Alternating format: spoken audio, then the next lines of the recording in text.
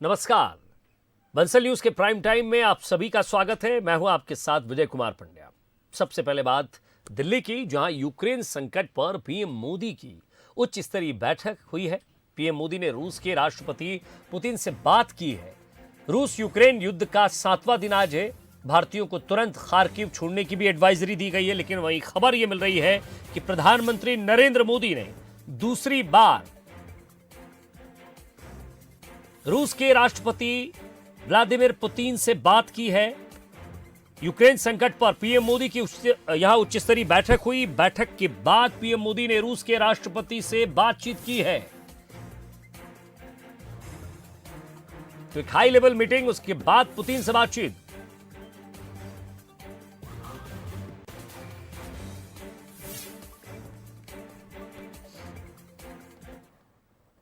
रूस यूक्रेन के इस जंग के बीच भारतीयों को वापस लाने का मिशन जारी है और इसी कड़ी में केंद्रीय मंत्री ज्योतिरादित्य सिंधिया रोमानिया के बुखारेस्ट पहुंचे हैं, जहां उन्होंने छात्रों से मुलाकात की और उनकी सुरक्षित वतन वापसी को लेकर अधिकारियों के साथ बैठक भी की। आपको बता दें कि पिछले 24 घंटे में ऑपरेशन गंगा के तहत 1500 से ज्यादा छात्र, भारतीय छात्र जिनकी वतन वापसी हुई है।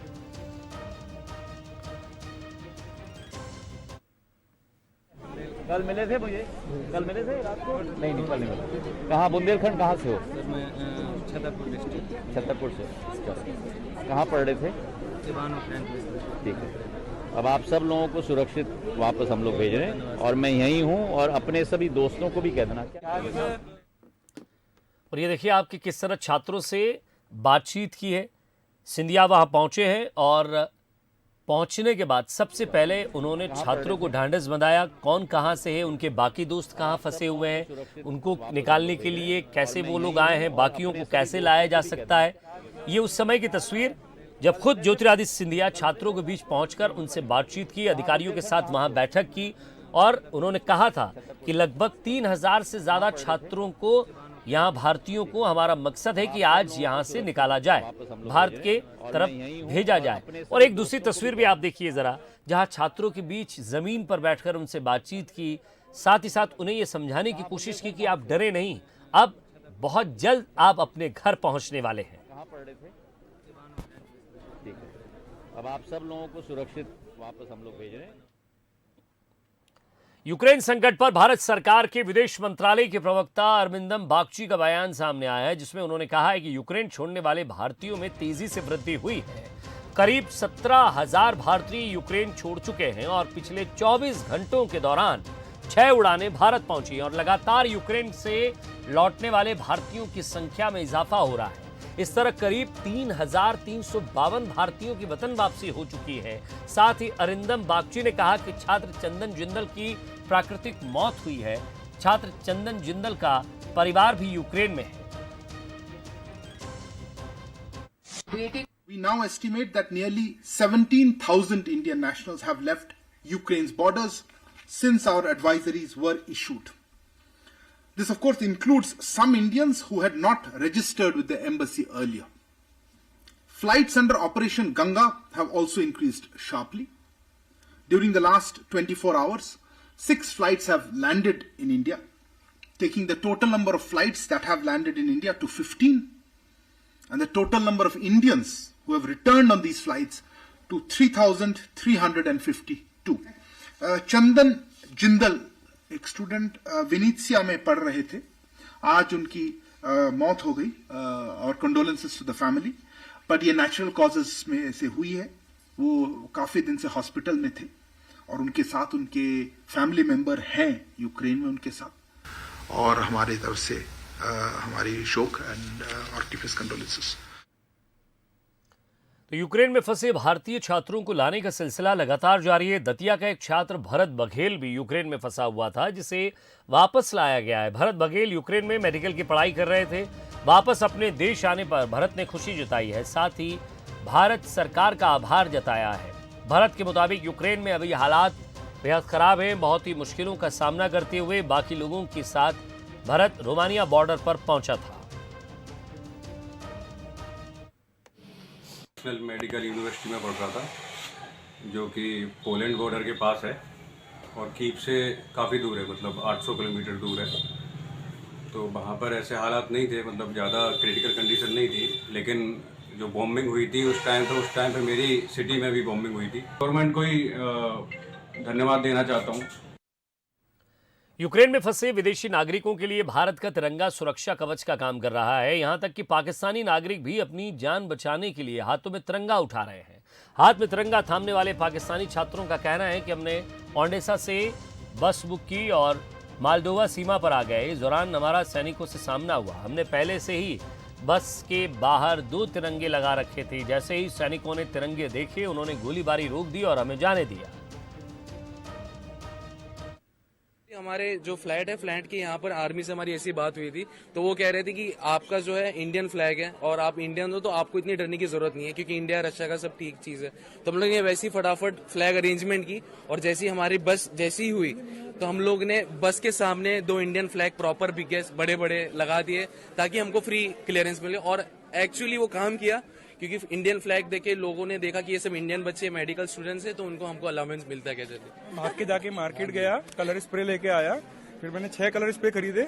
फिर मैं दूसरी दुकान पे गया, मैं कर्टन लेके आया, मैंने कर्टन काटा, फिर वो हैंड टू हैंड स्प्रे बनाया, वो मेरे पास वीडियो भी है। फिर हम जब घर से निकल रहे थे, पूरी बस पे फ्लैग लगाए, फिर हमने नेशनल एंथम गाया, उसके बाद फिर हम निकले। तो कहीं पर मैं पढ़ रही थी कि एक टर्किश बच्चे ने, एक पाकिस्तानी बच्चे ने, सबने भारत के झंडे पकड़ लिए थे ताकि उन्हें उनको हेल्प मिल रही थी मैम जल्दी, जिसमें मैं ऐसी भारतीय झंडा काम आया। जी, भारतीय झंडे और भारतीय दोनों काम है। और यूक्रेन में गुजरते रूसी हथियारों के बीच सभी के मन में एक सवाल उठ रहा है। ये सवाल है कि आखिर इस जंग का नतीजा क्या होगा। यूक्रेन वॉर से जुड़े कुछ पहलुओं को, संभावनाओं और आशंकाओं पर हमारी ये खास रिपोर्ट। क्या है पुतिन का प्लान? रूसी हमलों के बीच यूक्रेन पर अपनी आजाद पहचान को बचाए रखने की मुश्किल आ खड़ी हुई है। रूसी राष्ट्रपति कीव पर कब्जे के साथ वहां अपनी पपेट सरकार बिठाने की फिराक में है। रूस का ये हमला कोई यकायक नहीं हुआ। पुतिन ने अपनी डिफेंस चीफ के प्लान को महीनों तक स्टडी किया। प्लान था यूक्रेन पर उत्तर, पूर्व और दक्षिण तीनों तरफ से हमला किया जाए। पहले आर्टिलरी और मिसाइल हमले के जरिए यूक्रेन के विरोध को कम किया जाए और फिर पैदल सेना और टैंक वॉर जोन में उतारे जाएं। लेकिन रूस का हमला पूरी तरह से उसके प्लान पर नहीं बढ़ा है। अब तक सैकड़ों रूसी सैनिक मारे गए हैं और उन्हें उम्मीद से ज्यादा विरोध झेलना पड़ा है।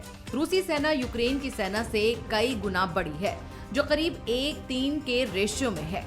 सवाल तो यूक्रेनी सेना की लीडरशिप क्वालिटी पर भी उठे हैं और वो आखिर कितनी देर तक डटी रह सकती है, ये एक सवाल भी है। ज़ेलेंस्की से सरेंडर से कम पर पुतिन मानेंगे नहीं। कीव पर कब्जा रूस के लिए मिलिट्री और पॉलिटिकल कामयाबी साबित होगा, जिसका स्ट्रैटेजिक असर भी पड़ेगा। यूक्रेन से मिल रही टक्कर। यूक्रेन पर रूसी अटैक के बाद वहां के आम शहरी भी सेना में शामिल होने के लिए निकल पड़े हैं। जंग में लड़ने के लिए 18,000 ऑटोमेटिक हथियार ऐसे शहरियों को बांटे गए हैं। उधर यूक्रेन की आर्मी और रिजर्व जवान पहले से ही रूसी हमले का जमकर मुकाबला कर रहे हैं। यूरोप के ये देश यूक्रेन वॉर पर पल पल की अपडेट देख रहे हैं। रूस के इरादों को तोड़ने के लिए नाटो का हर देश यूक्रेन की मदद कर रहा है। 4 करोड़ की आबादी वाले यूक्रेन पर कब्जा करने में रूस को जितना वक्त लगेगा, उसकी मुश्किलें उतनी ही बढ़ती जाएंगी। जंग के बीच नाटो कहां है?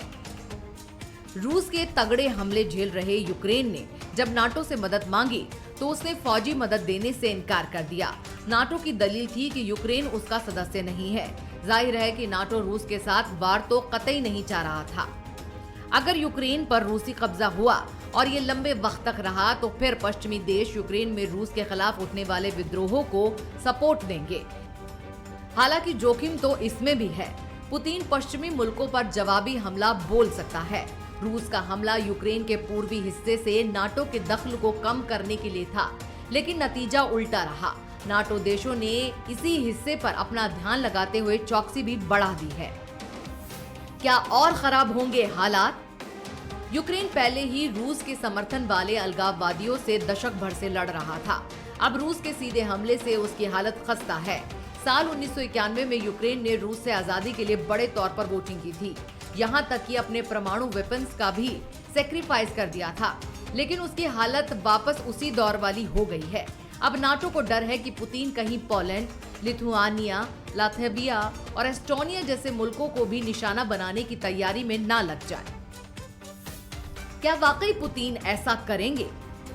पुतिन के विरोधियों को लगता है कि पुतिन के पास एक पूरा प्लान है जिसे वो यूक्रेन के आसपास के देशों पर भी अपनी पकड़ मजबूत कर सके।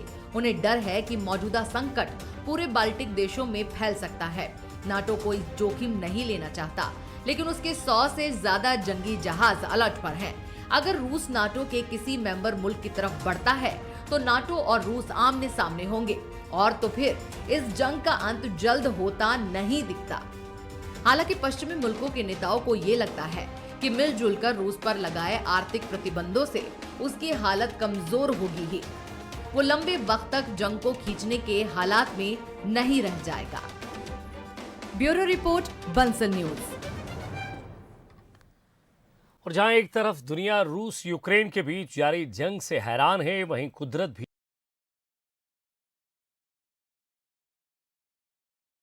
ऑस्ट्रेलिया में बाढ़ की वजह से हालात बेहद खराब हैं। बाढ़ से यहां अब तक 13 लोगों की मौत हो चुकी है। ऑस्ट्रेलिया के सबसे बड़े राज्य न्यू साउथ वेल्स का लिस्मोर शहर पूरी तरह बाढ़ की चपेट में है। बाढ़ इतनी भयानक है कि रिहायशी इलाकों के कई घरों को बहा ले गई।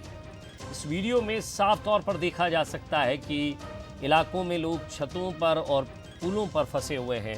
अधिकारियों ने बाढ़ के बिगड़ते हालात को देखते हुए लोगों से रेड जोन एरिया को खाली करने की अपील की है। सरकार बाढ़ में फंसे लोगों के लिए लगातार रेस्क्यू ऑपरेशन चला रही है। वाटर लेवल घटने के बाद मौतों का आंकड़ा बढ़ने की भी आशंका जताई जा रही है।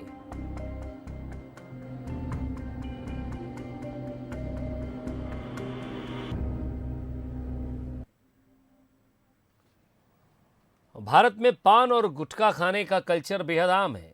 पान और गुटखा खाने वाले जहां थूक कर गंदगी फैलाते हैं, हम में से लगभग हर कोई इस समस्या से परेशान है या फिर पान गुटखा खाते हुए दूसरे किसी शख्स को देख चुका है। अब इस मामले में एक दिलचस्प आंकड़ा सामने आया है। इस आंकड़े में बताया गया है कि कौन सा राज्य पान खाकर कितना थूकता है। अगर पान और गुटखे की इस पीक से स्विमिंग पूल भरना हो तो कितने पुल भरे जा सकते हैं? इसका जवाब है, हर साल भारतीय लोग पान के थूक से 211 स्विमिंग पूल भर सकते हैं। दरअसल ये सर्वे इंडिया इन पिक्सल्स ने किया है।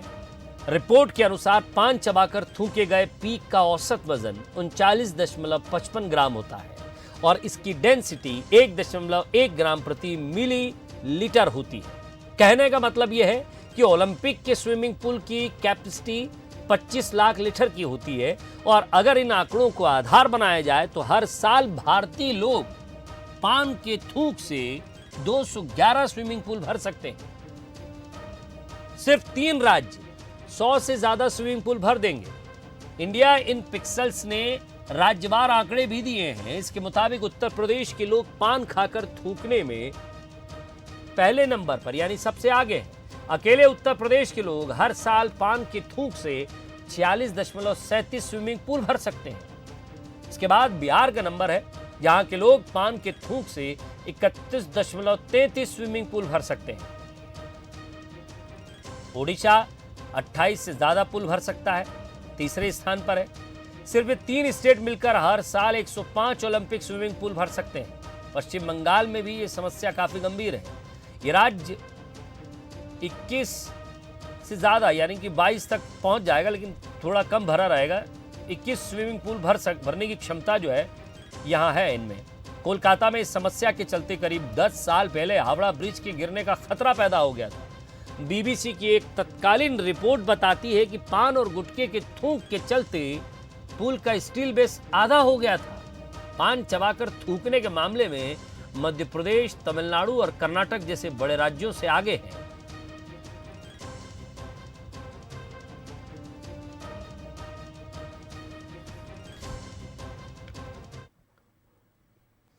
छत्तीसगढ़ का बिलासपुर इन दिनों आवारा कुत्तों के आतंक से परेशान है, दहशत में है। शहर से लेकर गांव तक आवारा कुत्तों का खौफ बढ़ गया है। लोग घर से बाहर निकलने में डरने लगे हैं। ये कुत्ते इतने खुखार हो गए हैं कि रोजाना 70 से 80 लोगों को अपना शिकार बना रहे हैं, जिससे लोगों में डर बढ़ गया है। बच्चे और बूढ़े भी लगातार इनके शिकार होते जा रहे हैं।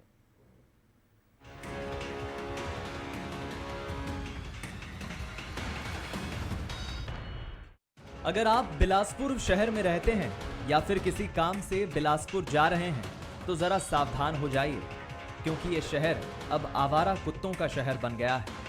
यहाँ आवारा कुत्ते आदमखोर हो चुके हैं और इन आदमखोर कुत्तों का आतंक ऐसा कि रोजाना 70 से 80 लोगों को अपना शिकार बना रहे हैं। शहर के चिंगराजपारा, बंधवापारा, सरकंडा, कुदुदन, तारबहार, तालापारा, तोरवा, मसांजगंज और आसपास के ग्रामीण क्षेत्रों में आवारा कुत्तों ने कहर बरपा रखा है। खौफ इतना है कि लोग घर से निकलने में डर रहे हैं। इस शहर में रात में निकलना यानी आदमखोर कुत्तों के झुंड का सामना करना है।